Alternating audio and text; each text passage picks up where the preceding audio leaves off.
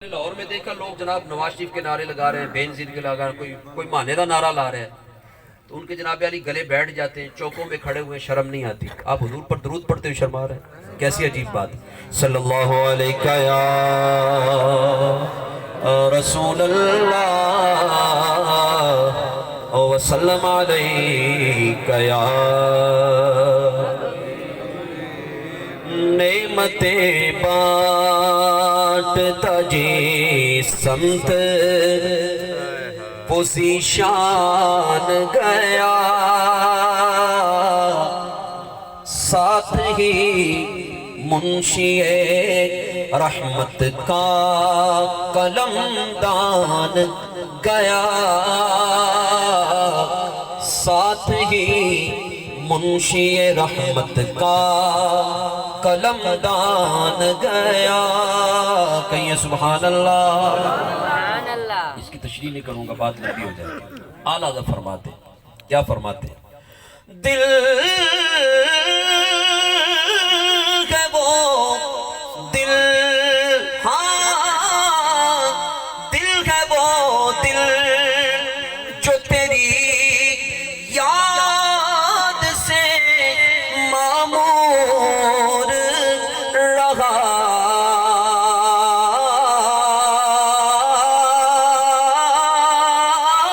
دل ہے وہ دل جو تیری یاد سے معمور رہا، سر ہے وہ سر جو تیرے قدموں پہ قربان گیا۔ کہیے سبحان اللہ۔ یہ اسلوب قرآنی ہے جو اعلیٰ نے بیان کیا ہے۔ قرآن کہتا ہے سم بکم عمی فہم لا یرجعون۔ منافقوں کے بارے میں فرمایا کہ یہ اندھے ہیں، بہرے ہیں، گونگے ہیں۔ جن کے بارے میں رب فرما رہا ہے اندھے ہیں، بہرے ہیں، گونگے ہیں، نہ وہ اندھے تھے، نہ بہرے تھے، نہ گونگے تھے۔ آپ کہیں گے حضرت یہ کیا بات کر رہے ہیں؟ رب فرما رہا ہے وہ اندھے ہیں، بہرے ہیں، گونگے ہیں، آپ کہہ رہے ہیں نہ وہ اندھے تھے، نہ بہرے تھے، نہ گونگے تھے۔ اصل میں اس کی تفصیل یہ ہے، اس کا مطلب یہ ہے کہ وہ حق سننے سے بہرے تھے، حق بولنے سے بہرے تھے، اور حق دیکھنے سے بہرے تھے، یعنی حق دیکھنے سے اندھے تھے۔ اس بات کو اللہ نے بیان کیا ہے کہ وہ اندھے ہیں، بہرے ہیں، گونگے ہیں، حق کو قبول نہیں کرتے، حق بولتے نہیں، حق سنتے نہیں، اس لیے فرمایا۔ تو اعلیٰ حضرت نے اسی اسلوب کو اپناتے ہوئے ارشاد فرمایا، یارو جس کو تم دل کہتے ہو وہ دل دل ہی نہیں اگر حضور کی محبت نہیں ہے۔ کیا بات؟ ہاں دل ہے وہ دل جو تیری یاد سے معمور رہا، سر ہے وہ سر جو تیرے قدموں پہ قربان گیا، نعمتیں بانٹتا۔ آخری شعر میں نے دو کہے تھے، ایک میں نے انترا پڑھ دیا، یہ دوسرا ہے۔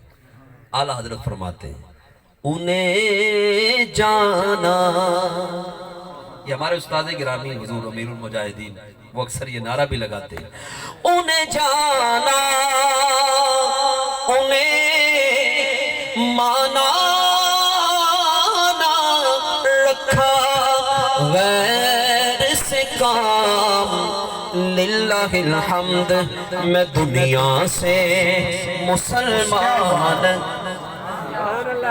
اس کو سمجھانے کے لیے ایک مختصر سی بات عرض کرنا چاہوں گا۔ اتفاق کی بات ہے کہ میں آج اسی سرزمین پہ موجود ہوں۔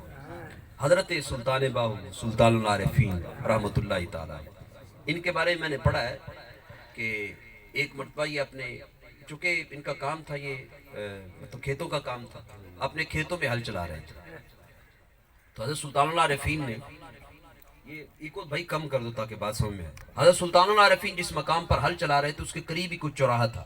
اب مجھے تو نہیں پتا، میرا خیال نقشہ آپ خود ہی سمجھ جائیں گے کہ وہ کون سی جگہ ہو سکتی ہے، کیونکہ میں اس علاقے کا باشندہ نہیں ہوں، آپ یہاں کے رہنے والے ہیں۔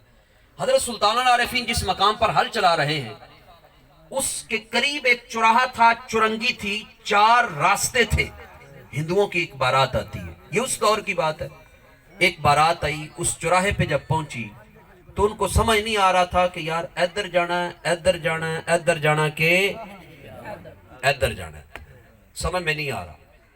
تو بارات کے اندر کچھ لوگ ذرا دانا قسم کے تھے، انہوں نے کہا یار وہ سامنے جو بابا ہل چلا رہا ہے نا، لازمی سی بات ہے حال لیتے چلا رہا ہے تو وہ کراچی کا تو نہیں ہونا، وہ اسی علاقے کا کہیں ہوگا، تو ان سے معلومات کرتے ہیں، وہ راستہ بتائیں گے۔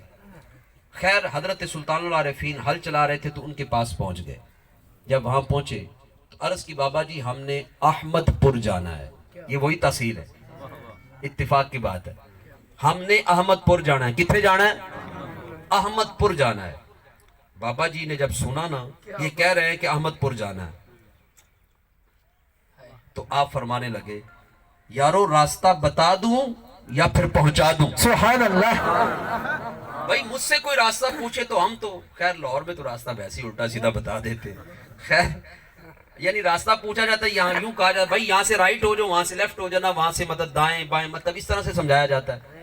تو اب حضرت سلطان العارفین سے راستہ پوچھا کہ حضرت بتائیے احمد پور جانا ہے، کس راستے کو اختیار کرے تو اپنی منزل پر پہنچیں گے؟ تو آپ فرمانے لگے بتا دوں یا پھر پہنچا دوں؟ وہ کہنے لگے عجیب بابا ہے، راستہ پوچھا ہے تو بتا دیتے، یہ کیسی بات کر دی، بتا دوں یا پہنچا دوں؟